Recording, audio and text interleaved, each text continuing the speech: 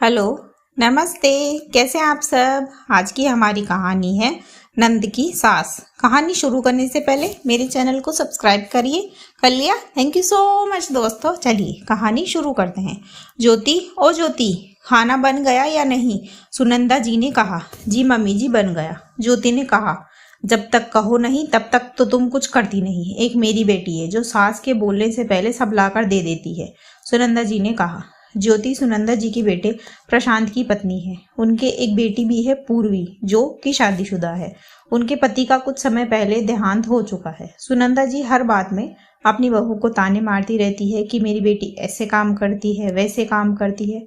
ज्योति उनको जवाब देने से ज्यादा उनको सबक सिखाना चाहती है, इसीलिए वो चुपचाप उनके ताने सुन लेती है। जबकि पूर्वी को ढंग से खाना बनाना भी नहीं आता। ज्योति ये बात जानती है। वो बस सही मौके की तलाश कर रही है। कुछ दिनों बाद उसकी ननद ज्योति को फोन करके कहती है कि भाभी, मेरी सास 2 दिनों के लिए वहां पर आ रही है। वो क्या है ना, उनके किसी रिश्तेदार की शादी है, तो मैंने उनसे कहा कि मेरे मायके भी होके आए, इसीलिए भाभी आप उनका अच्छे से ध्यान रखना, मुझे कोई बुराई ना सुननी पड़े। ज्योति ने कहा, ठीक है। ज्योति ने अपनी सास को ये बात बताई।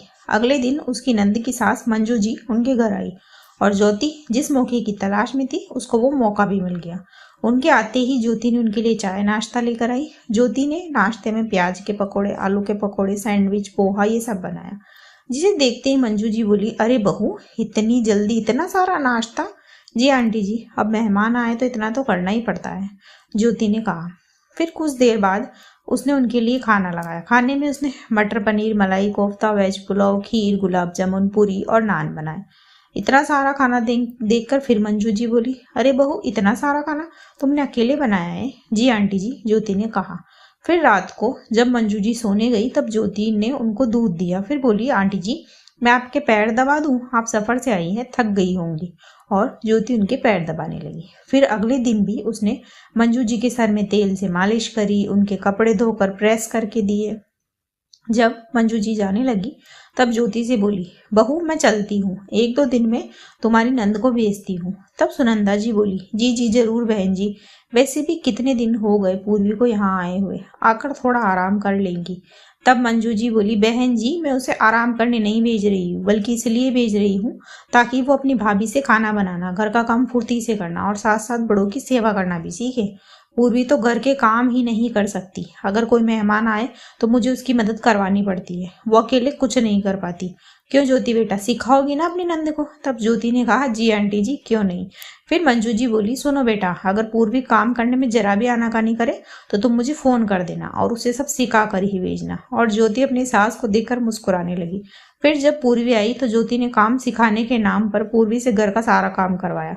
पूरे 1 महीने तक काम कर करके पूर्वी की हालत खराब हो गई। तब वो अपनी भाभी से बोली, भाभी, किस बात का बदला ले रही हो आप मुझसे? तब ज्योति ने कहा, आपकी मम्मी की बातों का, नंद जी।